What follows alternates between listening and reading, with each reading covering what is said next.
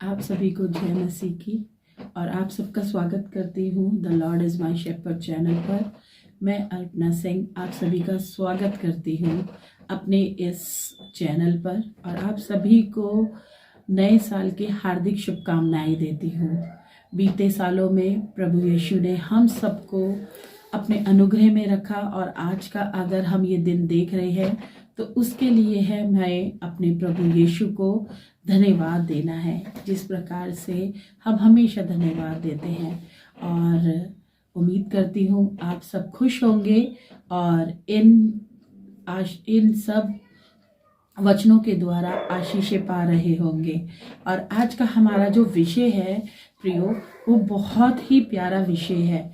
इस विषय में आज हम इस टॉपिक पे बात करेंगे जो कभी भी हमारे लिए खत्म नहीं होता, हमेशा बढ़ता चला जाता है। तो आज का जो विषय है प्रियो, वो है डिजायर, इच्छा। इसको अभिलाषा भी कहते हैं और हमारी आकांक्षाएं भी कहते हैं। तो आज के विषय में बढ़ने से पहले हम सबके दिमाग में आ गया होगा कि हम सबकी क्या इच्छाएं रहती हैं अपने जीवन में, किस प्रकार की डिजायर्स को हम चाहते हैं कि वो पूरा हो। और इसको शुरू करने से पहले मेरे प्रियो, मैं आपको एक कहानी सुनाऊंगी। बहुत ही प्यारी कहानी है, आप मेरे साथ सुनिए। एक बार क्या होता है, एक बच्चा होता है, वो अपने माता पिता के पास आता है। बच्चे अधिकतर अपने माता पिता के पास आके जिद करते हैं कि हमें कुछ ना कुछ चाहिए, क्योंकि हम मनुष्यों की ये एक आदत है कि हमारी कभी भी आकांक्षाएं, इच्छाएं, अभिलाषाएं खत्म नहीं होती। तो उसी प्रकार उस बच्चे के पास, वो अपने माता पिता के पास आता है, उसके पास साइकिल होती है, परंतु उसको चाहिए होती है मोटरसाइकिल। वो अपने माता पिता से कहता है कि मुझे एक मोटरसाइकिल चाहिए।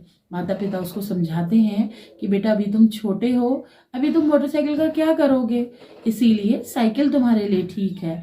पर वही है ना प्रियो, हम माता पिता अपने बच्चों की इच्छाओं के सामने हमेशा झुक जाते हैं और उनकी बातों को मान लेते हैं। तो उसी प्रकार उन माता पिताओं ने किया कि अपने बच्चे की जिद मानकर उसको एक मोटरसाइकिल दिला दी। अब कुछ दिनों वो बच्चा बड़ा खुश हुआ। अब कुछ दिनों बाद वो बच्चा फिर से मम्मी पापा के पास आया कि मम्मी पापा, मेरे को ना देखो एक कार चाहिए, बड़ी अच्छी कार आई है, वो चाहिए, आप मुझे वो कार दिला दो, क्योंकि मेरे को ये कार चलानी है और मुझे कुछ नहीं पता।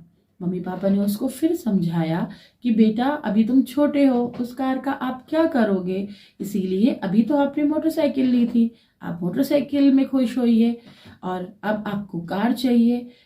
परंतु उस मम्मी पापा फिर से उस बच्चे की जो इच्छा होती है, जिद होती है, उसके सामने फिर से झुक जाते हैं और उसको एक कार दिला देते हैं प्रियो। समय रहते क्या होता है, वो बच्चा जा रहा होता है और जाते जाते उस बच्चे का एक्सीडेंट हो जाता है और वो इस दुनिया में नहीं रहता। और जब वो मर जाता है, इस दुनिया से चला जाता है मेरे प्रियो, तो माता पिता तो बहुत दुखी होते हैं और बच्चा ईश्वर के सामने खड़ा होता है। जाके वहाँ पे वो यीशु से मिलता है। ये वो देखता है कि यीशु बैठे हैं सिंहासन में और सबसे बात कर रहे हैं, स्वर्गदूत गाने गा रहे हैं। वो पूछता है, यीशु से बात करता है और यीशु से पूछता है, यीशु तुझे तो पता था कि मैं कार लेने के बाद मेरा एक्सीडेंट हो जाएगा और मैं मर जाऊंगा, तो तूने मेरे मम्मी पापा को ये समझ क्यों नहीं दी कि वो मुझे ना दिलाएं, कार ना दिलाएं। तो मेरे मम्मी पापा को वो समझ देता ना, क्योंकि आप तो हमारा भविष्य जानते हो, क्योंकि आप तो हमारे बनाने वाले पिता परमेश्वर हो। परंतु वहां यीशु उस बच्चे को, उस बालक को ये बोलता है, बेटा इच्छा तो तेरी ही थी लेने की, तेरे माता पिता ने तो तुझे समझाया था, पर तूने ना माना और उसका दुष्परिणाम तूने आज भुगता और उसका इल्जाम तो अपने माता पिता को देता है। तो मेरे प्रियो, इस कहानी का जो सार है वो पूरा ये है कि हमारी इच्छाएं नहीं खत्म होती। हम आज अगर एक चीज हमारे पास है तो हमें दूसरी भी चाहिए। आज हम अगर साइकिल पे चल रहे हैं तो हमें मोटरसाइकिल चाहिए, जब हम मोटरसाइकिल पे चल रहे हैं तो हमें कार चाहिए, और जब हम कार में चल रहे हैं तो हमें हेलीकॉप्टर चाहिए होता है। तो हमारी इच्छाओं का कभी अंत नहीं होता, डिजायर्स का कभी अंत नहीं होता। इसी प्रकार से कलाम में लूका 15 उसकी 11वीं आयत से और 32 आयत तक मेरे प्रियो अगर हम पढ़ें तो उसमें लिखा है कि किस प्रकार से उड़ाऊ पुत्र अपने पिता को छोड़ के और दूसरे दूर के देश में चला गया था। उसकी डिजायर्स अपने पिता के पास रह के पूरी नहीं हो रही थी। अपने पिता के पास रह के वो अपनी सारी डिजायर्स को कंप्लीट, इच्छाओं को कंप्लीट नहीं कर पा रहा था। उसकी इच्छाएं और ज्यादा थी। तो उसने क्या किया, उसने अपने पिता से बोला तू मेरा हिस्सा मुझे दे दे, मुझे यहाँ नहीं रहना, मैं दूर देश को चला जाता हूँ। उसने अपने पिता से अपना सारा हिस्सा लिया, अपने सारे धन को लिया और वो दूर देश चला गया। मैं और आप जानते हैं प्रियो, समय रहते उसको अकल आई, उसको ये एहसास हुआ कि मैं अपने पिता के घर में कितना खुश था। उसने समझा कि मैंने अपनी डिजायर्स को वही नहीं रोका, मैंने अपनी इच्छाओं को वही नहीं रोका, और आज मुझे उस इच्छा का दुष्परिणाम भुगतना पड़ा। तो ये दो चीजें एग्जाम्पल्स हमारे सामने है। पहले उस बच्चे का जो अपने माता पिता से ये जिद करता रहा कि मुझे गाड़ी चाहिए, और फिर उड़ाऊ पुत्र का जो कि हम लूका 15:11 से 32 में पढ़ते हैं कि किस प्रकार से उसके जीवन में उसने गलत निर्णय लेके अपनी इच्छाओं को पूरी करने की कोशिश करी। मेरे प्रियो, हमें अपनी इच्छाओं को इतना नहीं बढ़ाना है जिससे हमें प्रॉब्लम्स हो, हमें परेशानियों का सामना करना पड़े। संसार में हम बहुत सी ऐसी चीजें हैं जिनको चाहते हैं कि हमारे पास हो, परंतु हो सकता है मे बी वो चीज हमारे लिए अच्छी नहीं हो। इस वक्त आपके पास जो है उसमें खुश रहिए। परमेश्वर ने जो हमारे लिए प्लानिंग्स करी है उसमें खुश होइए। परमेश्वर को हर जगह पहला स्थान दीजिए। अपनी इच्छाओं को, अपनी अभिलाषाओं को दूसरे नंबर पे रखना है। पहले नंबर पे, पहले स्थान में हमें प्रभु यीशु को रखना है अपने दिल में, और ये सोचना है कि प्रभु यीशु तेरी क्या इच्छा है मेरे जीवन से, वो इच्छा पूरी होने वाली हो सके। हमने इच्छा जाहिर करी और प्रभु यीशु ने हमें सब कुछ दिया। कलाम में देखें अगर तो लिखा है तूने राजा को वे सब वस्तुएं दी जो उसने चाहा, राजा ने जो भी पाने की विनती की, हे यहोवा तूने मन वंचित उसे दे दिया। भजन संहिता 20 उसकी 2 आयत में ये लिखा है। राजा की जगह हम भी हो सकते हैं प्रियो। हम भी प्रभु यीशु से प्रार्थना कर सकते हैं, मांग सकते हैं, परंतु उसके लिए एक ये है कि पहला स्थान हमें प्रभु यीशु को ही देना है। तभी हमारी मन की इच्छाएं, हमारी मन की अभिलाषाएं पूर्ण होंगी प्रियो। 4 आयत में लिखा है उसने तुझसे जीवन की याचना की। वस्तुएं ही नहीं, सिर्फ प्रभु यीशु मसीह हमें वस्तुएं ही हमारी मन की नहीं दे सकते।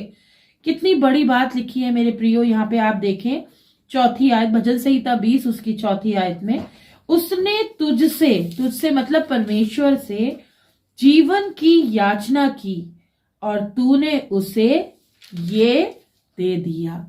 परमेश्वर, तूने सदा सर्वदा के लिए राजा को अमर जीवन दे दिया। कितनी प्यारी बात है। प्रभु यीशु के साथ अगर हम चलेंगे, उस पर विश्वास रखेंगे और उसकी बातों को मानेंगे और अपनी इच्छाएं प्रभु पे नहीं डालेंगे और उसकी इच्छाओं से अपना जीवन व्यतीत करेंगे, तो वो हमें अनंत जीवन देगा। वो जीवन जब हम स्वर्ग में प्रभु यीशु के सामने खड़े होंगे और फरिश्तों के साथ भजन गा रहे होंगे। अगर हम भजन संहिता 19 में देखें उसकी 6 आयत में, तो यहां लिखा है मैं अब जानता हूं कि यहोवा सहायता करता है अपने उस राजा की जिसको उसने चुना है। क्या हम वो राजा हैं जिसे ये परमेश्वर ने चुना है? क्या हम उसकी सिखाई हुई बातों पर या उसके बताए हुए मार्गों पर चल रहे हैं, या सिर्फ अपनी इच्छाएं पूरी कर रहे हैं? प्रार्थना में सिर्फ हम ये कह रहे हैं कि प्रभु तू हमें बड़ा घर देना, अच्छी नौकरी देना और हमें ये देना, हमें ऐसा कर देना, या हम प्रभु यीशु से प्रार्थना में ये कह रहे हैं प्रभु मेरे जीवन से तेरी इच्छा पूरी हो जाए? ये मेरे को और आपको प्रियो आज कहना है।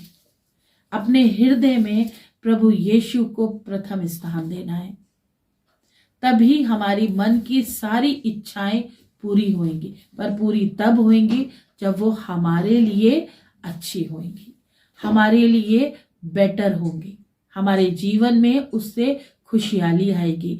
जिस प्रकार उड़ाऊ पुत्र ने अपना निर्णय लिया, अपनी इच्छा पूरी करी और अपने पिता को छोड़ के दूर देश को चला गया, वहां उसने कितनी कठिनाइयों का सामना करा, क्योंकि ये परमेश्वर की इच्छा नहीं थी प्रियो। उसी प्रकार अगर आज हम किसी बात में फंस चुके हैं, किसी परेशानियों में पड़े हुए हैं, तो क्या है, आज वो प्रभु की इच्छा नहीं है मेरे प्रियो, वो हमारी इच्छा है जो हम जबरदस्ती पूरी कर रहे हैं। तो मेरे प्रियो, आज ही प्रभु यीशु से ये प्रार्थना करें कि मेरे जीवन में तेरी इच्छा पूरी हो जाए। हाथों में तेरे जीवन ये है। आप सभी को जय मसीह की। निरंतर अपने लिए, मेरे लिए, सबके लिए प्रार्थना करते रहिए प्रियो, और हमेशा the Lord is my shepherd से जो भी आपको प्राप्त होता है उसे आप मुझे कमेंट में और कॉल करके बता सकते हैं। जय मसीह की।